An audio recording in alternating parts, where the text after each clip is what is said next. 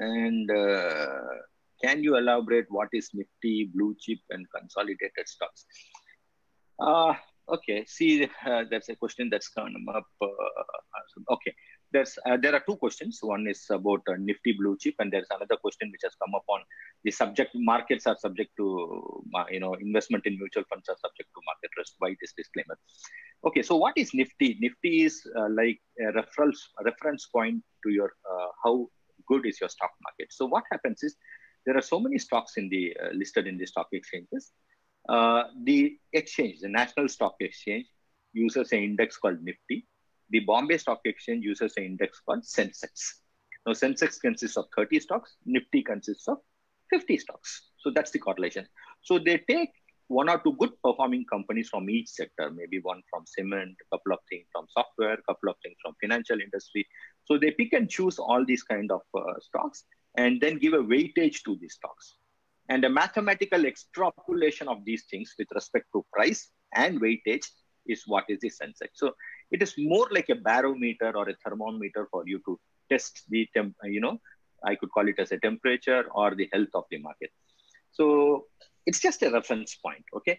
Now, blue chip companies are those companies which have been in their markets for quite some time. They have consistently performed. They have given dividends consistently. Very reliable. So they are called as blue chips. Please understand one thing. There is no permanency in anything. In life, there is no permanency. So even with respect to companies, what is a blue chip yesterday may not be a blue chip company. Many years ago, there used to be a company called Metal Box.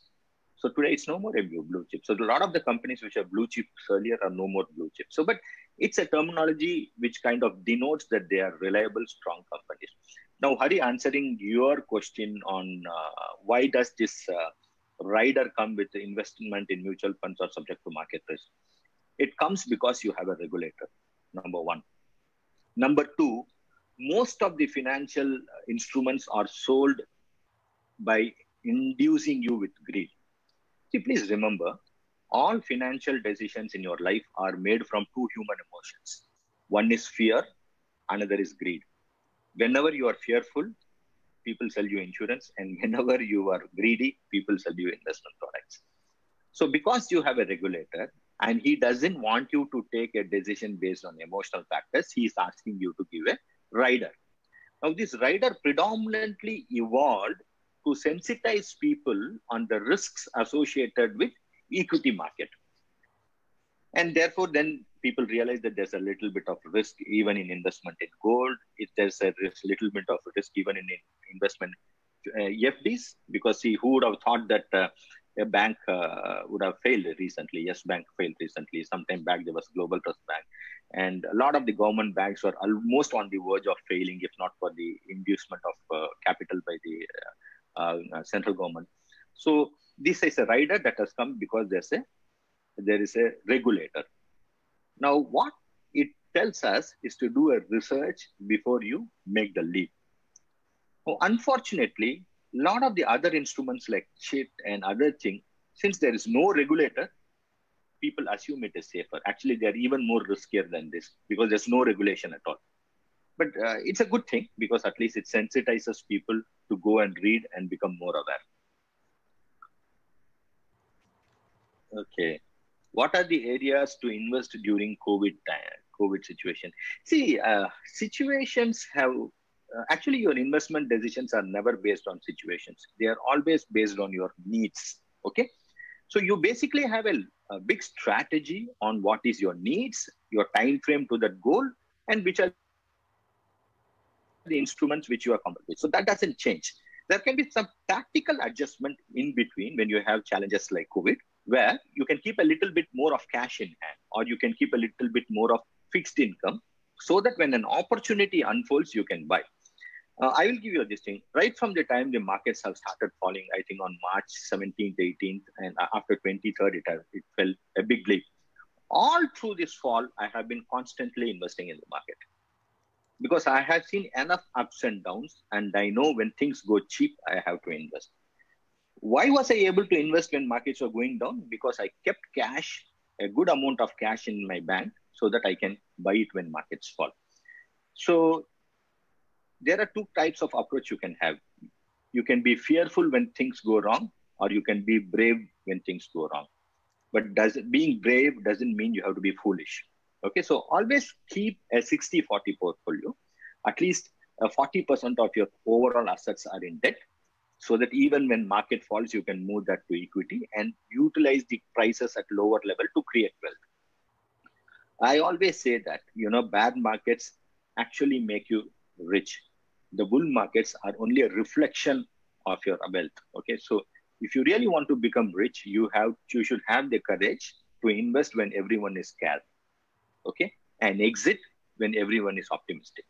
Okay, this is the golden words of Warren Buffett. So it's not something that I have invested, but there's a lot of validity in what he says. Okay, so some of us are scared to invest in mutual funds. How can we have some faith in it? See, a lot of people, Shivakumar, a lot of people are even scared to get married. Did that stop you from getting married? So I think risk is a relative perception, right? You can choose to not get married and keep complaining about that, or you can actually choose to take it. And then I think a mutual fund is very evolved product right now. When we started our career, it was not so evolved.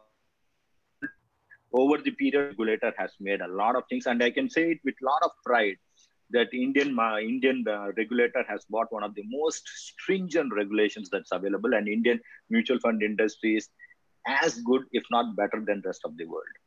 So you should have a faith. You need a good advisor, and you should know how much of money to put in which asset class. Using mutual fund, you can invest in equity, you can invest in gold, you can also invest in fixed instruments. Okay.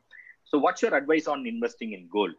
Okay, with respect to gold, please understand whenever people are fearful, we will always flock to gold. Okay, so gold is also a very interesting asset class. Please remember, gold also prices go up and come down, and it always has a behavior which is diametrically opposite to the behavior of equity. So if equity is down, you will find that gold is higher. So from an asset diversification point of view, gold is also an asset. The 20-year average return of gold has been around 8.1%. And it's a good hedge whenever during uncertain times. But don't buy it in the form of jewelry. Because whenever you buy it in the form of jewelry, there's a lot of amount that goes towards wastage and making charge. Today, you can invest gold through mutual funds, through exchange traded funds, or you can always also invest through sovereign gold bonds, where you also get a 2.5% return. So, Hari, you have asked another very interesting question: is celebrities have wide ups and downs in income? What kind of investment plan? It's a beautiful question, Hari, and I can understand the background from which it comes. See, I think of all the people, the financial planning is most important to celebrities. For the simple reason, they have a very brief earning period. Even if you are Mahendra Singh Dhoni, you will have to retire by 39, but you will still live till 80. So if you are a film actress, I think your whole life, life expectancy is, at least in the industry, is only 4 or 5 years, or maximum 6 or 7 years. So during this period, all celebrities have a brief, very high earning period and a very long retirement period. So there are a couple of things celebrities need to really do. Most of their investments, you should be able to plan and execute it during your earning period. So let's say you are having to take some insurances. Always take those insurances so that your premium is paid even before your earning stops. So it can be a single premium insurance, or for 2 to 3 years payment of insurance premiums. So you finish off all your long-term goals, investments or insurance payments within that period, number one. Number two, I think the most important thing about celebrities which they need to understand and practice, which is very difficult to practice, is always spend less than what you earn, whether it is during your peak earning period or post-retirement period. The challenge with celebrities that I know has been, they have a tendency to live beyond their means, hoping that things will get better. So if you are able to develop a discipline, wherein you always spend less than what you earn, I think you are always in safe hands. But knowing the fact that your earning period is short, finish off all your financial commitments much before your earning stops. Okay, can you also add some information on sovereign gold bond? Okay. See, sovereign gold bond is something that was bought in by the government of India. It is issued by Reserve Bank of India. So what happens is they issue you bonds at today's gold price. Okay, so there's a price which they arrive. It's an average price based on the last couple of days. They issue you a gold bond at today's price. The sovereign gold bonds have a lock-in of around 8 years. You also have a choice to get out in 5 years' time. Okay. Now, why have they given you two options to exit? Because it's possible because as I told you earlier, gold is a volatile asset. It is possible at the end of 5 years, the markets are higher and you can use it as an opportunity to exit. Or in case the markets are lower at that time, gold prices are lower, you can wait for another 3 years and exit it when you're at 8 years. So number one, your entry is at today's gold price. The exit, whenever it is on the 5th year or 8th year, it will be on that day's gold price. So it is as good as buying a physical gold, number one. Number two, during this entire period, Government of India will give you 2.5% interest payable half yearly. No other gold assets, whether it is ETF or a gold mutual fund, you will get this interest. The third thing is the most important thing. Whatever is the gains you get because of this, let us say today you have invested at 4,627, that was the last issue price. And 8 years later, let's say the price is at 10,000. So there's a gain of around 5,300 rupees. Now this 5,300 rupees is actually taxable. Now when you buy a gold bond, this capital gain is not taxable. So let's say you have a daughter who is around 17 or 18, and you're going to get her married at 25, 26. Maybe a sovereign gold bond is a fantastic choice rather than buying a jewelry now. Because when your daughter comes to your marriageable age, I'm sure she's not going to wear the jewelry that you have bought today. One.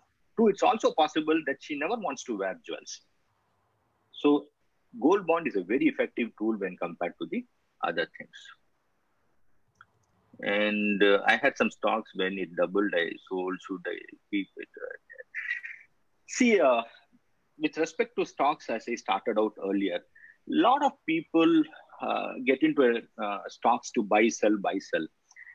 I don't know how many of you are smokers, but if you're a smoker, behind the pack of cigarette, it's always written, smoking is injurious to your health. Similarly, trading is injurious to your financial health. Never buy a stock if you don't want to own the business. You have to invest into a stock thinking that you are becoming an owner, and actually you have become an owner. So don't buy a stock to buy today and sell it tomorrow. Buy those stocks which you are proud to be an owner of. Would you buy a business where now assuming that stocks, you had a condition where you can't sell the stocks for 20 years, how would your decision be? So always buy stocks not to trade and make small-term profits, but always to hold and create long-term wealth. Please believe me that the power of passive investing is multiple times higher than the power of active investing. In an active investing, you're buying, selling. You know who becomes richer? It's only your stockbroker who becomes richer. But creating wealth is something that you do with a lot of conviction, a lot of patience, and with the belief in the system. So there's another interesting question that has been asked by Adi, which are the low risk and better output investment return. Okay, so there's nothing called the investment with the lowest risk and highest return. It's a trade-off. Low risk, low return, high risk, high return. Okay, if there was one instrument which had the least risk and highest return, the whole world will be into this. So it's always a trade-off. So you choose wisely. I would always say, split your goals into two categories: the goals which are less than 5 years and the goals which are more than 5 years. All the goals which are less than 5 years, please don't look at returns, look at safety. So maybe you can put it in a FD or a debt mutual fund, any one of those things where safety is paramount. And those goals which are more than 5 years, you can take a bit of exposure into equity, provided your risk appetite allows you to do it. So it's always a combination of these two things which can go into it. So a perfect recipe for success is not so easy, right? What are the investment areas which help us in tax savings? Okay, see, this tax saving is a very funny aspect. A lot of us, we think tax saving is only with respect to what we do during the March period. That's a very small portion of tax planning. The actual, see, we have two types of incomes. One is called as active income, where we have to invest our time and energy every day. It could be out of employment or self-employment or a business. Okay, so these three things we have to be very actively every day invest your time and energy, and you get an income. Then there is something called as passive income. Passive income is something where you put an effort once and you get your returns consistently. It can be investment in land because there's a capital appreciation. You don't do anything, the price goes up on its own, land or gold or any one of these things. It could also be an investment in equity.